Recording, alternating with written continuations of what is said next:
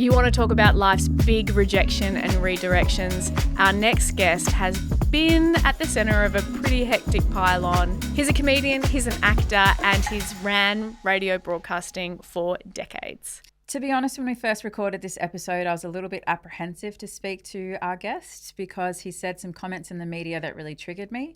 But I was able to ask him some pretty confronting questions. And I think if you have the same apprehensions as me, I'd really encourage you to listen to the full episode. Please welcome our next guest, Marty Sheargold. Now, I think this guest is currently in the bottom of the pit trying to crawl their way out, if that's a safe way of saying it. Well, you know what? I don't even know if that's true, Sam.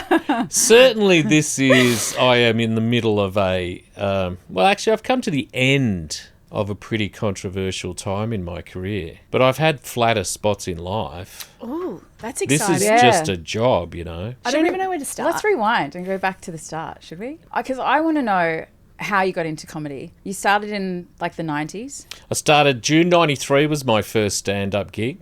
Showing my age there. Wow. But I was at the Victorian College of the Arts studying acting. Yeah. And after the first year, the dean called me, and it was a 3-year diploma in those days. Fancy doing a 3-year diploma for anything. Can you imagine? A 3-year diploma? Yeah. It's since become a degree, which is even more ridiculous because, you know, for a year we rolled around in tracksuit pants and just ate dim sims and tried to remember to put deodorant on and not turn up potted every day. Yeah, so he called me in at the end of the first year and he said, we think there's other things you could be doing with your life. So that was a rejection? Yeah, so they just wound me up. It was a real whack, you know. I'd left home and moved to Melbourne to start this really exciting journey of studying acting with other young, beautiful people. So that's, you know, when you talk about rock bottom, at that period in my life, that was really hurtful. Yeah. Because I didn't have the resilience I have now of 30-odd years in the business and just, you know, as we all know, you just get kicked from pillar to post. 6 months later, I started doing stand-up because I was a waiter at the Last Laugh in Collingwood, which in those days was a big sort of barn of a joint. Yep. But there was always good shows on. There was like The Found Objects or Shane Bourne or Richard Stubbs, Marty Parts, you know, really funny people. I just thought, what a great group of people to hang around backstage with. And there were change rooms where you could sort of hang and chat, and they were all funny and they seemed happy, even though now I know how depressed comedians are. Yeah. But at the time when they're out and on, they're just great people to be around. And so I got sucked into that. Yeah. So was that where you did your first comedy show then? No, it was close. My first one was at the Esplanade in St Kilda. Oh, yeah. The Esplanade Hotel out the back in the old Gershwin room. So you start doing stand-up. When do you start realising, I could have a career in this, like I'm actually not too bad? Well, I certainly never thought about a career. Mm-hmm. I was just sort of going gig to gig. Yeah. I wasn't a 5-year sort of vision board guy, you know? I know. And no one was in the comedy world, I don't think. Yeah. It never felt... I mean, you had guys like Rove who did really well. Yeah. You know Rove. I've never heard of him. You would know Rove well. So did you always know you were funny? Growing up, did you want to be an actor or did you want to be a comic? No, I think I just sort of drifted into it. I never had this burning desire in me. It was a good mask is what it was. Yeah, okay. It meant I could hide behind making people laugh, keep my distance from people, not have to have intense interpersonal relationships so I could really keep people at arm's length. Yeah. I wanted to ask you that because you said just before you said most comics are hiding deep depression or sadness. Yeah. Did you, I mean, if it's not too personal, is that how you felt? No, I always liked to sort of, and I'm still the same, I like to duck in and out of people's lives. I don't like to be a mainstay. Do you know what I mean? And I think the older I get, the more I want to live in a stone cottage in Wales on the coast in the rain and drink myself to death. Wow. Have you been before? Yeah, fair enough. Is that fair? Yeah, that's fine. I'm sober though. Yes. Oh my gosh. Yeah. We wanted to talk about that too. You're 2 years sober. Yeah, I know. Congratulations. Thank you. How do you what's life like? Oh, so much less chaotic. Yeah, okay. Oh my God. So much easier. Well, it's funny because I remember particularly during COVID, you and Tim Blackwell on Nova used to talk about how early you could drink. Oh, my God. And so it's amazing now that you're sober. Well, the pandemic was probably the beginning of the end for me because this lockdown in Melbourne, in Victoria, was insane. And I was working from home making a radio show that started at 4:00 in the afternoon, and I would walk into the little studio I'd built surrounded by cushions, and I would walk in there at 2 minutes to 4, and I would leave that room at 6 p.m, and I would say the same joke every day. I'm home, guys. So all I had to be was ready for 4:00 in the arvo. I would just drink and then, find my bedroom. Yeah, wow. So you're in a... Oh, No, sorry, No, you go, Sammy. Sebe. So are you in a program now? No, Yeah. no, I just old schooled it, white knuckled it. Good on you. What Yeah. made you decide to stop drinking? Well, I was really busy. I was trying to do a breakfast show and shoot Fisk and trying to drink around those things. And it was just too much in the end. Really, it was exhausting. Well, good on you. That's huge. Yeah. I'd tried before. I'd had a couple of 12-month stints, but I always set an end date. So I'd go 12 months and go, right, Christmas Day. And then Christmas Day would turn up. It would be like I'd never stopped drinking. Yeah. It would just be ridiculous. I'd have already thought what cocktail I'm going to start with. And how do your family feel about you not drinking? Yeah, good. Yeah, okay. That's They cool. do. They enjoy me not drinking Yes. because I'm loud, Yeah. and brash and Yeah. difficult manage. Sure. Yeah. So do you have a mantra then, or something that keeps you on track? Like in the early days, because I have a lot of friends that are in programs. Is it hard to quit cold turkey? Like, do you have to... Is the start of it hard? Is it like... Yeah, the start of it's hard. Yeah. Look, it's whether you want to quit or not, really. I'm not breaking new ground. Yeah. It's really about whether you want to quit, whether you're ready to quit, and I think that makes it easier. Yeah. I don't have a mantra. I don't count days, and I always tell myself I'll drink again one day. Yeah. I think So that- it's not a closed door. Yeah. Now, people who are genuinely listening to this will think that is insanity. No, I don't think so. My partner Geordie has stopped drinking and he thought, I'm just going to try and do Sober October. Yeah. And then he felt so good that he continued to do it, and now he continues to do it. And he still says, I'll probably have a drink one day. Yeah. And I think that's just his way of being like, it's fine, I can. But he just feels so good that he's not going to do it. Yeah. I do miss having a gin and tonic with him also. Or You or drink red less wine. now too, I do don't drink you? Yeah. heaps less. Because I don't... But you got young kids too. Yeah, It's I a know. really difficult juggle. Yeah.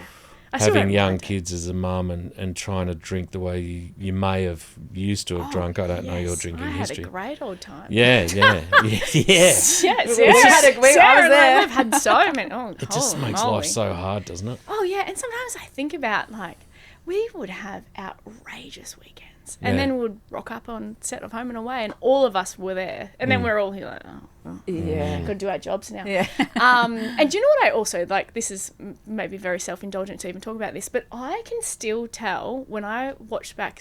Fans put together Home and Away clips and tag us in it, whatever. I can still tell when I was in that sort of party drinking stage and when I wasn't.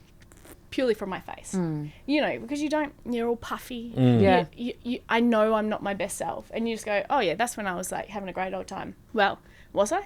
Yeah. You know, Yeah. totally. Absolutely. Yeah. Anyway, We've done so much, Marty, because I wanted to talk to you about your radio. Like, how did you transition from comedy into radio? Do you have to audition? Or I was people working just with a know who mate. you I are? had a mate who had a good radio show in those days, a guy called Tim Smith, who was working for Triple M making a show called The Cage. And I used to go in there once a week as a guest, and then it became twice a week. And so they offered me a job doing Adelaide Breakfast, which was not really what I was thinking. Yeah.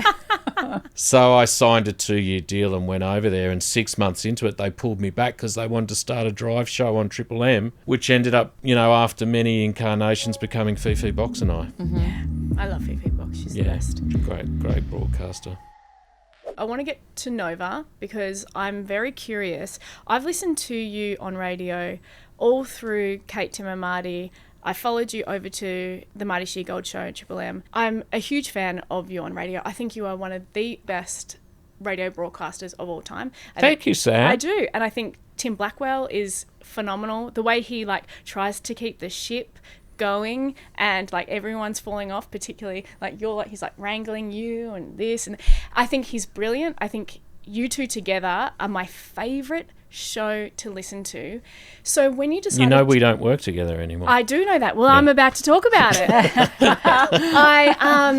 I was really surprised because you guys were like dominating in the ratings and then you decided to leave Nova. So I was curious to know why you decided to quit then. We'd probably worked together for 10 years, Tim and I. Close enough too. And Kate was a part of that, a big part of that 10 years. I'm not sure how long she was a part of that. It would have been like 8 or 9 years. And so I think, you know, the room is this size. If you spend 10 years in a room this size with 3 people, eventually you sort of end up looking at each other going, I wonder what else we could do. You know, you sort of know everything. Sometimes you know too much. Yeah. Sometimes you don't know enough. But you're still 3 people with big personalities sitting in a tiny room. And I think I'd felt as though I'd done enough of that, and I was pretty keen to move out of that world and try, you know, I really wanted to try my own radio show. Did you have the opportunity to do your own solo show prior to leaving Nova? I'd had a couple of meetings with them over the years. I'd always wanted to get back to Triple M. I always felt like it was a better fit for me. Yeah, I would agree. Should we like rip the scab off and like let's talk about Marty Sheargold in quote unquote cancellation? I don't even like it. I don't want. No, but it's an interesting word, isn't it? We have to talk about. I mean, I hate the word. There's been so much said about it, which surprised me, to be honest. In the beginning, the pile-on was extraordinary. Oh yeah. But I didn't, you know how we talk about having thick skin and surviving the business. One way of doing that is not buying into it at all. And that's what I did. I never looked at a single thing. I never read anything. And you know that awful thing that people do where they go, oh, did you hear what so-and-so said about you? Yeah. I'm like, gee, that's not helpful. No. Because I'm actually trying to remove myself from this. It's a really interesting thing for other people to do to you. Yes. It's like they don't want you to just put it behind you or remove yourself from it. But if it's something that you have no control over, other than the initial moment of it, then I would suggest to just take no part in it at all, which is what I did for 12 months. Yeah. I never spoke about it. I never engaged with it. So, I mean, like, I'm obviously very experienced with the pylon. Yeah, you had your own pylon. I had my own pylon. Now, remind me what that was. Times. I mean, it was... So I spoke out about the COVID vaccines being like, I'm not too sure about it. Maybe we should consider other people's opinions and perspectives. And I was like, let's all talk about people's mental health who are apprehensive about this COVID vaccine. You're arguing that it can be an individual's choice. Yes, correct. We don't have to have a mandated vaccine program. Correct. And I was like, there are so many different reasons why people don't want to get this vaccine. And I think we should be open to having conversations and considerate of other people's opinions. I still stand by that. Well, even within a mandated space, you can still choose not to have a vaccine, but you must understand there are repercussions of that that are going to be out of your control. Correct. Yeah. And knowing all of that, if you continue to decide that you don't want to be vaccinated, well, you know, more power to you. Yeah. And I think like one of the things that I guess I have like a lot of compassion for you in this situation, because during everyone piling on about my COVID vaccine thing, somehow I became racist. And I was like, what the fuck are you talking about? Because they're like, you compared it to the 1950s black and white. And I was like, I didn't. Yeah. I didn't. A lot of stuff gets layered in. Anyway, so whatever. Well, for people that don't know, I said I'd rather drive a nail through the head of my cock than watch the Matildas play. Yes. And then I said things like endometriosis isn't real.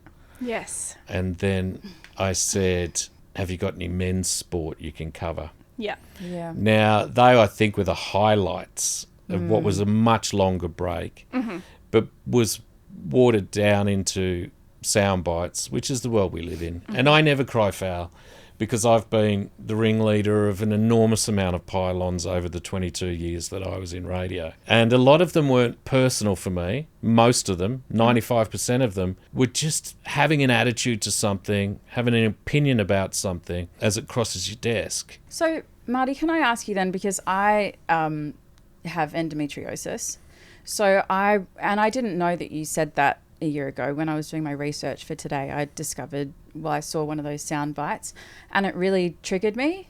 And I was just wondering if your opinion on it's changed now, or... Well, the thing for me was the context had been taken away from what was me taking the piss out of a female producer. Yeah.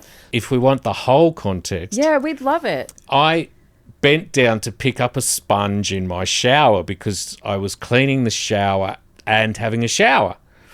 And I dropped the sponge and I bent down to pick it up and I did something to my back, which I've never done before or since. And something happened in my back and I was like, what? And then I was really in a lot of pain for days. And so the producer that was working on the show had a wheat pack. And I said, off air, I said, let's heat the wheat pack. I'm going to try the wheat pack. And I had some Nurofen and I put the wheat pack on. And as she gave me the wheat pack, I'd said to one of the guys on air, I'm going to say it. And they said, what are you going to say? I said, I'm doing it. And they would go, don't do it. And I go, endometriosis isn't real. Because they all have the wheat pack in there because when they have painful periods, which I completely understand. I live with 3 women. Sake, I'm 55. I know what endometriosis is. So it was taking the piss out of her because of my sore back, having a wheat pack and just being a dick. It was never endometriosis isn't real, which is what it became, which is really unfortunate for me because it makes me look awful. And as though I don't have compassion or empathy for people that are suffering from a really terribly crippling disease. I had a lovely, awful message on my Instagram from someone who it's really life change stuff, inability to have kids kind of thing. And I was like, whoa, okay. I don't reply to many things, but I replied to that because it's not how you want to be perceived. Can I just say that was so lovely hearing you say that. And I think a lot of other women with endo will really appreciate what you just said. Yeah. I don't want to sound defensive about my position in that. I realise it's a stupid thing to say, but it was never malicious. It was never intended to be taken as anything other than me taking the piss out of a woman with a wheat pack, which I'm surrounded by at home, wheat packs in the microwave. Yeah. A lot of wheat pack work at my joint. It's great. Like, Sarah and I had this great conversation because I see comments like the Matilda's comment, the endometriosis comment, and because I'm very familiar with your humour and very familiar with you on radio, I'm just like, it doesn't affect me. I don't get offended by it. I think the whole cancellation, you losing your job, is absolutely ridiculous. Yeah. And it's a reminder though, isn't it, Sam, that you do, when you have a public profile and a louder voice, there is a line there that you need to sort of be at least aware of. Mm-hmm. It was a timely career reminder for me that you can think you're bigger than the brand and you're not. Yeah. And every now and then in life, you get whacked. Totally. And there's nothing wrong with that. I think it's okay to get whacked in life. That's when you learn. No one learns winning. It was really interesting, the lead up to you losing the job on Triple M, because Geordie and I, my partner Geordie, listened to you every single day. We listened to the Marty Sheargold show. We were travelling through Australia at the time, and every day we're like, yes, Marty's show, let's listen to it. We were like, gee, Marty's pushing the boundaries. And I know your humour, and I know you love to push boundaries. I know you like to, get a laugh out of your colleagues. But I did feel like, I was like, oh, his really doesn't give a fuck. Yeah, and I think that, and I think when I talk about you getting a whack in life, that was definitely happening for me. Yeah. I didn't care. Yeah, you could tell. And what I should have done was leave that job, but I renegotiated and extended the contract, and I shouldn't have done that. Looking back on it now, I should have left. I wasn't enjoying it. I was really rolling the dice a lot. I was really pushing the envelope. Yeah. And I was only doing it to keep myself engaged. Yeah, okay. I wasn't doing it, it was never a big rating show. It was never a big rating network. So it wasn't like I was trying to build audience. Yeah, that's what we were thinking, because we're like, man, something's changed. And And yeah, as long-time huge fans, and I still think you're brilliant. Like, even things that you say, like, I'm just like, even if they're not funny, I'm like, shut up, Marty. Like, you know, it doesn't bother me. Yeah, I did find it interesting. And especially the last few weeks of that show, I was just like, nah, he doesn't care anymore. No. Interesting. I'd had a couple of extended breaks to take some time off. And part of that was drinking too much, but part of it was also some mental health stuff. Just some real, you know, challenging days. I had a really extended break for about 6 or 7 weeks. Yes. To end 1 year, not really understanding the gravity of the situation you're in. I thought I could dust myself off and go back to work, but thank God I had people around me who were saying, mate, you can't go to work. I was like, oh, can't I? I'm gonna believe you. What did you do during that time off? How did you reset your mental health? Various ways. Once again, sort of removing myself. I've been on and off with professional help over the years, but I had professional help in the background there. Yeah, I was working towards trying to find a bit of clarity and peace. And I think that comes into the drinking thing as well, because it was all starting to be like just overwhelming. Yeah. And then ironically, I get sober and lose my job. Isn't that crazy? Gosh, that sounds pretty rock bottom to me. I mean, a question that we usually ask all of our guests on our potty is there a time where you feel like you've hit absolute rock bottom and you've had to find a way to crack on with life? Is there another story that comes to mind besides the moments you've already spoken about getting whacked? Or? Look, I think there's whacks along the way. Yeah. But they're, you know... Yeah, no, there's been some really heavy moments, you know, friends passing and, you know, I'm sure we've all had friends who have taken their lives and, you know, awful things like that. Those sort of personal things happening, they're not exclusive to me. Some things are difficult to sort of manage your way through when you're trying to do a 5-day-a-week show where you're up and about, and you guys know what it's like when you turn up on set and you've had an awful day or week or blow up, and then, you know, there's this other version of you that's expected. Oh yeah, absolutely. That's why we were wondering in those last moments of your show if there was something else going on in your personal life, because there was a bit going on in my personal life. Dad had actually just passed away, which is only something I've talked about very briefly. Yeah, so I'd done Dad's eulogy on the Friday, and that Matilda stuff was all on the Monday. Oh, Marty. So God knows why I was at work. But it's that manly thing of just, you know. I think it's a human thing too, of just trying to survive and make sense of it all. Well, that's why I went to work. Yeah. For that reason. You kind of need it. Because I could detach. And that job takes a certain amount of concentration that doesn't allow other things in. And so often I would use that job as escapism. You know, 22 years of that job, you have a lot go on in your life. And I always prided myself on taking no time off. You know, I wore it as a real badge of honour. Tim Blackwell and I used to have a competition. You know, I think he had 1 day off in 10 years and I had 2 days off. Wow. We were obsessed with turning up. Yeah. And so I think that sort of ethos, that work ethos in me, didn't serve me well on that Monday, because not only had Dad passed away, I was already struggling with that job. And to be honest, the other terrible thing about all of this is that was a pre-record. So I went home and didn't even think about the Matildas thing or the endometriosis thing. Honestly, I didn't even give it a second's thought. And I was quite surprised when the phone rang that night and said, we've got a problem. Wow. I was like, what? What's the problem, you know? Oh, this has happened. I'm like, oh, God, rightio, okay. What do you want to do? So if it's a pre-record, producers can't edit, can they? Yeah, they could have. They wouldn't, though, not without asking me. Okay. Yeah, I don't think any of us thought that much of it.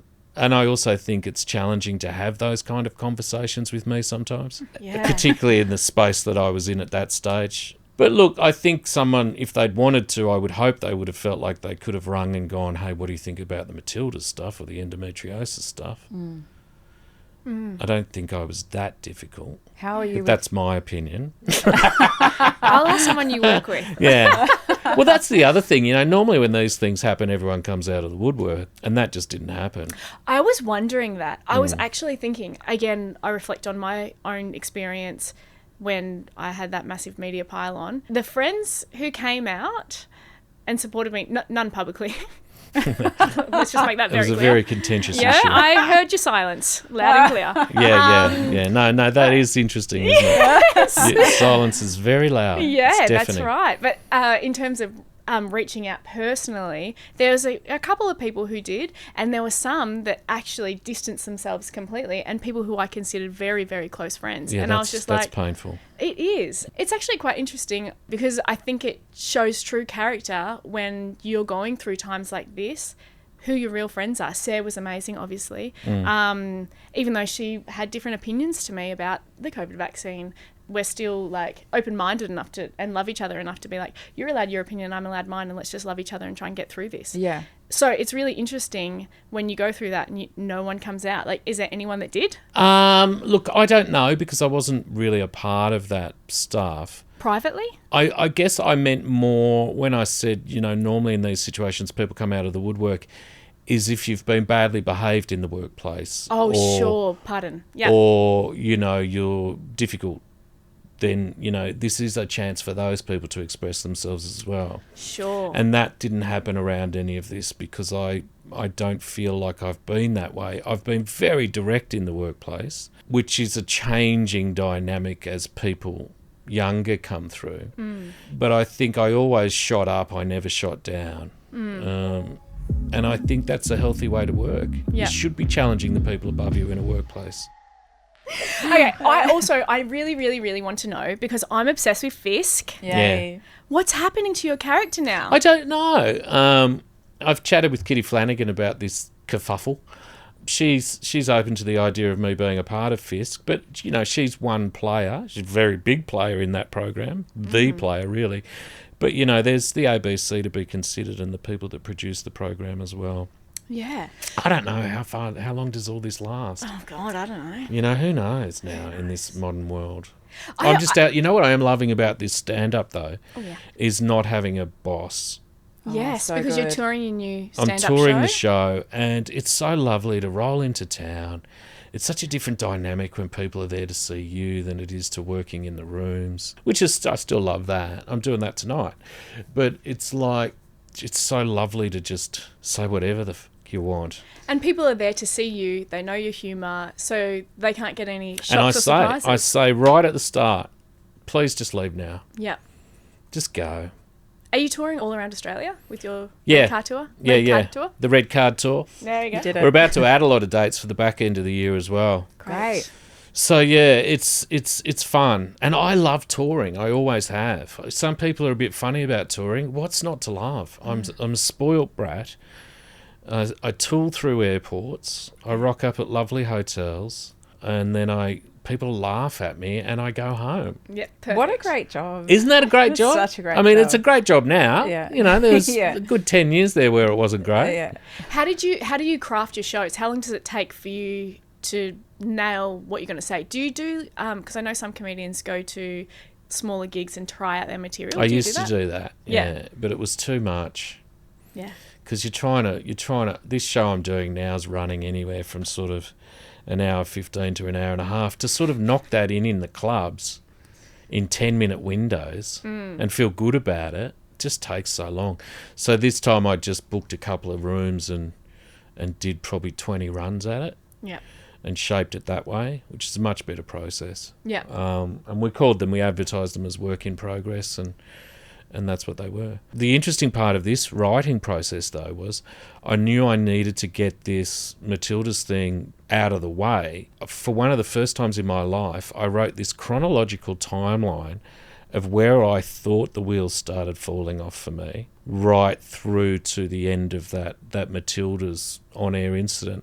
And I wrote this really big document that included how I felt about it, funny things about it, serious repercussions, relationships within it. And it was such a great way to process that and to start to move through it.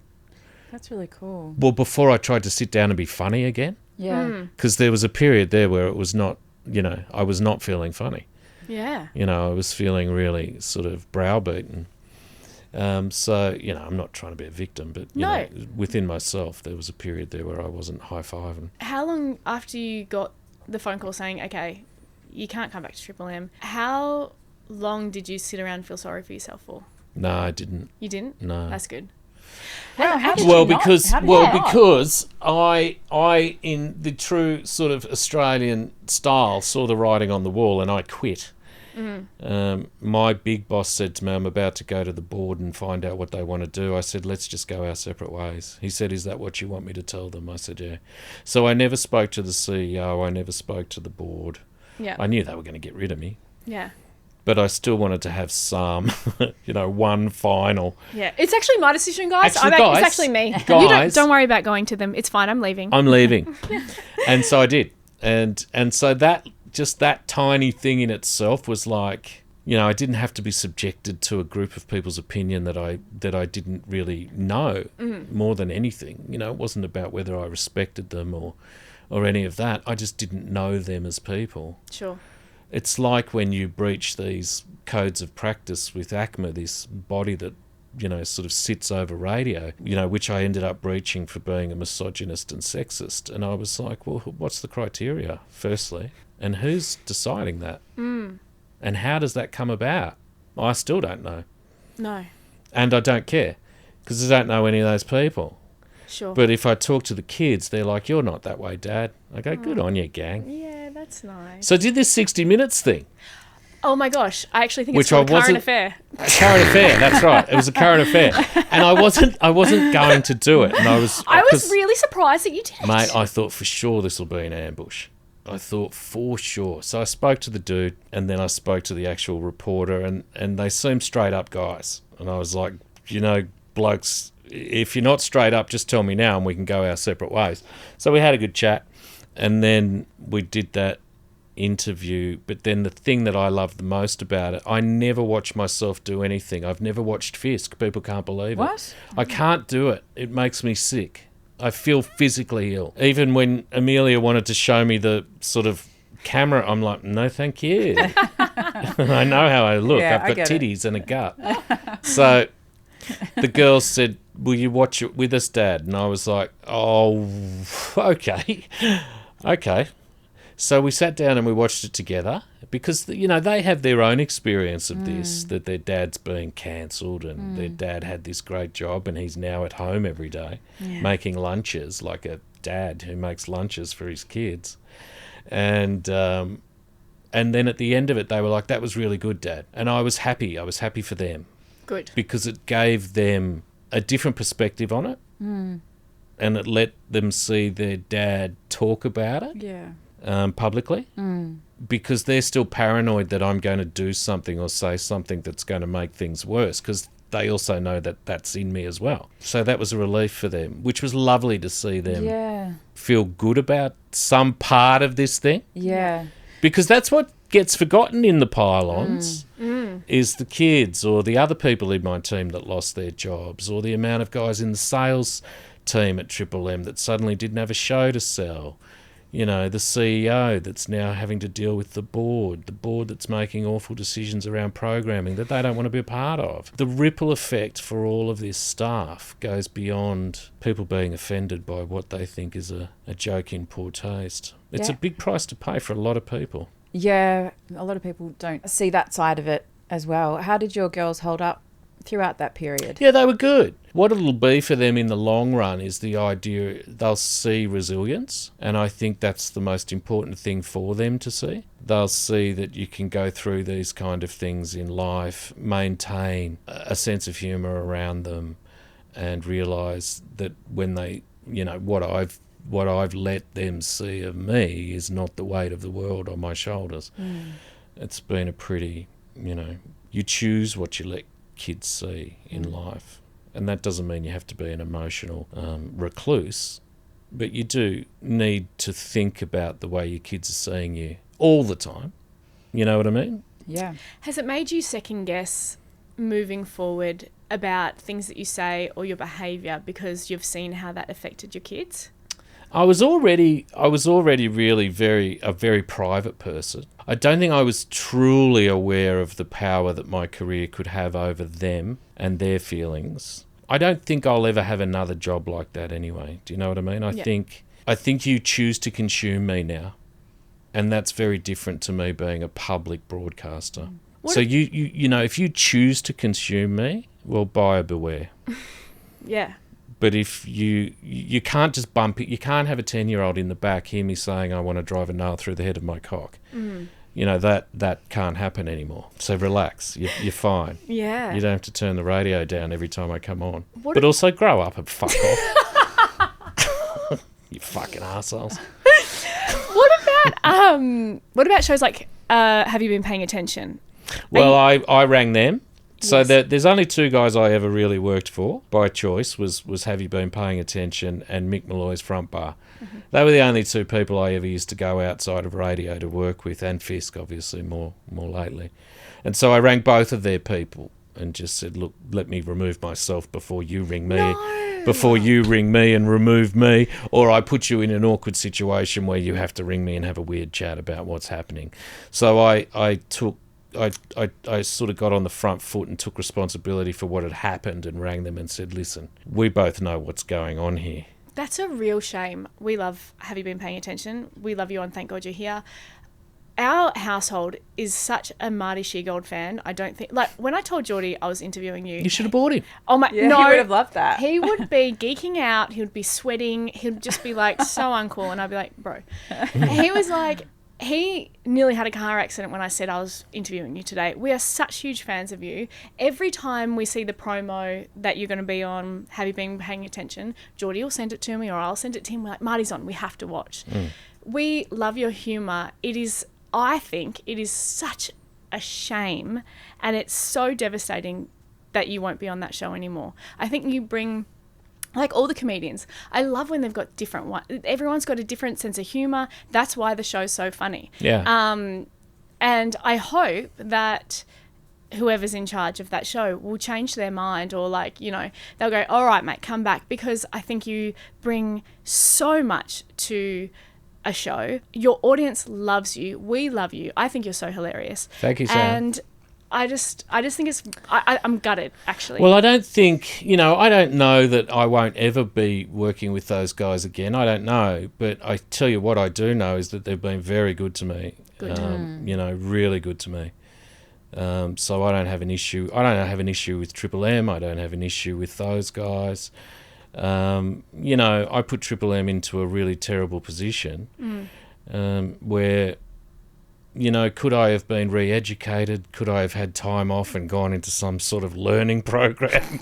You know, could we have sat around and honestly had that conversation with each other? How do we fix this? Which would have been fucking ridiculous. Grown men and women sitting around going, how are we getting out of this Matilda's jam? Yeah. Look, could I have pushed back and maybe survived? I don't know, but I'm eternally thankful that Triple M gave me the opportunity in the first place. You're very lucky if you get a gracious exit in the sort of work that we do. You're very lucky, and this one was not that. Well, I guess what have you learnt in the time that you have had, I guess, off from radio and after these big knockbacks? Like, what have you walked away? You know, I've learnt that I've been able to parent a lot more than I was, and really engaged in that, rather than having that constant distraction of work. And I think I've learnt that I underestimated the power and the effect that I have and had over certain parts of that listening public. I've sort of not really surprised myself that I've been able to manage my way through it, but I think sobriety has a lot to do with that as well. I think this would be this would have been a very different last 12 months for me if I was pouring alcohol on top of all of this stuff. I think that would have been chaotic and toxic, because then it becomes the real woe is me sort of thing, and I never felt that. I'm happy to take responsibility for what happened. I don't necessarily agree with all of it, but I understand it. I'm not sort of sitting here going, oh, fuck, how have we ended up here? I'm sitting here sort of kind of going, thank fuck. Yeah. that I'm not in that job anymore, really, to be really brutally honest. It's not the way I would have wanted to exit that job, but geez, I needed to get out of that job. And I couldn't do it for myself because it was a comfortable life. Like the routine of it I loved. If you tell me I got to be somewhere at this time, I can be there, you know what I mean? And I can do my thing. And then I can be Marty Sheargold for you, and then I can leave and be myself again. Because I think that gets lost as well, is that we're never who we are, you know, particularly in the business that we've all chosen to be in or versions of it. You just front up, do your fucking Sam Frost bit and fuck off. Yeah. And people think they know you, and there's this gross over-familiarity with people in the general public and people in professional workplace that is just fucking awful. It's like, oh, God, shit, I hope you don't think we're mates. We're not even close. No, I hear you about the persona that you put on. I mean, I think about that. I think Kyle Sandilands is a perfect example of that. Like, he has this shock jock. Yeah, totally. I'm going to say offensive things. He's actually really lovely and quite a very considerate person. He's a very caring, soft guy. Yes. But he's built this Kyle Sandilands thing now to where it's just like... its own machine. It's its own thing. And whether or not he even knows it's its own thing, I don't know. I don't know him well. But that's not him sitting at home with his wife and his young baby. Yeah. But my mask was super... It's a big mask, my mask. Even this is still me thinking in my mind as we're talking, you know, what do I really want to divulge here? How, Sure. Yeah, do you know what I mean? absolutely, I'm yeah. making 1,000 decisions as we're sitting here. This is not the three of us sitting in my lounge room where I go, and what a fucking fuckwit that guy was. Yeah. Fuck me, that guy used to kill me. Where do you think my career goes from here? That's such a good question. Where do you want it to go? Oh, yeah, that's a better Well, question. I don't want a 5-day-a-week job anymore. Yeah. I'm 55 this year. So I feel like I've done that. And are you done with radio? Or would you like to go? You know what I'd like to do on radio? Like a gardening show on, like, you know, Sunday. On radio? Sunday Is there at 10 one a.m. already? Yeah. Just be like, Susan's in Bayswater. Susan, you've got a problem with your lemons? And I've got an expert in there who goes, oh, citrus. It could be very difficult. You will make sure it doesn't have wet feet. You know, all that sort of stuff. And I'll just Okay. chip away in the background going, make sure it doesn't have wet feet, Susan. Do you like gardening? No. But it's like, you know, something like that. Sure. I mean, Basically 2 hours a week. yeah, okay. I can't really see that working, No. just from my limited experience. But, you know, we can keep brainstorming. Well, the guy who was my boss, who was part of the whole Matilda's disaster, has now taken on literally the ARN group content director role, a guy called Dave Cameron. Oh, yeah, I know him. Yeah, right. So Dave literally started work there the day that Kyle and Jack imploded. Oh. And so I Talk thought... about a tough first Yeah, day. that's well, heavy. what about a tough first month? A tough first forever. Yeah. So I texted him thinking it was quite humorous, mate, here if you need me, right? Brilliant. Like he's ever going to give me a job again. He's just ushered me through one of probably the most annoying things those blokes have to do, which is rebuild a breakfast show. Yeah. Like, they hate it for good reason. They're difficult things to put together. And he didn't reply to me. And I was like, I better tell him it's a joke. Yes. I said, mate, I'm joking. And he's like, I was just trying to work out how to word that I'm not sure ARN's strategy involves controversy at the moment. I'm like, fucking calm down, mate.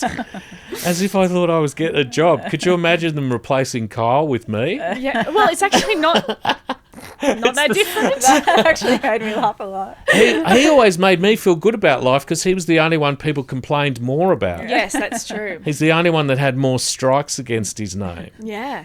We're going to ask what we always ask at the end of our show. What is something that is really making you laugh at the moment? Like crack up with laughter. Like Jeez. big belly Anything? laugh. You know what I love when it comes up on my Instagram? Partners scaring each other. I love that. I love it so much. I love partners scaring each other. Some of them are really elaborate, like a doll slides across the lounge room floor. I love that sort of gear. And I also love people falling over. Oh, I like yeah. falling over. That's know, really funny. The older, the better. Down escalators, taking a tumble. You shouldn't laugh at it, but that's why it's so funny. They're the things that make me laugh, Yeah. you know. Are you still with your partner? Do you scare your partner? No. Okay. Well, when I do, years ago we saw a film where a guy was just like this, and so if the opportunity arises for either of us to just be behind a door or to be in another room going like that, we both, not only are we scared initially, but we also laugh because we understand the gag. Yeah. So that's a fun one. We also need to get you to crack open a fortune cookie. Okay. And just read it out. This is going to determine your future. They're very accurate. Are they? This could be your next 5-year plan. Oh, Jeez, imagine if it was. Imagine if it said you're going back to Triple M. What does it say? Oh, gee. Oh, no. I haven't got my glasses on. Oh, yeah, I'll read it. You read it for me, because I can't read that. It's so tiny. Okay. What's it say? Think about what you most want to teach others. Wow. Oh, that's actually beautiful for you. You know what I'd like to teach them? Oh, here we go. If you make a mistake in life, it doesn't have to be the end. In fact, you know what? It'll be a better beginning. Marty! That's just I was thinking you were going to say something dumb. Oh, and anal sex rules. I didn't want to let you down.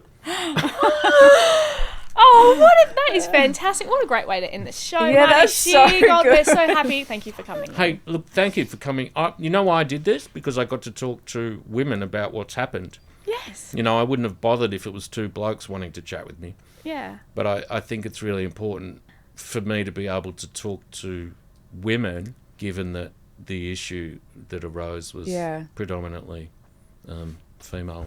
Thanks so much. We Female really skewed. appreciate it. Yeah, and we I really did do. really mean what I said.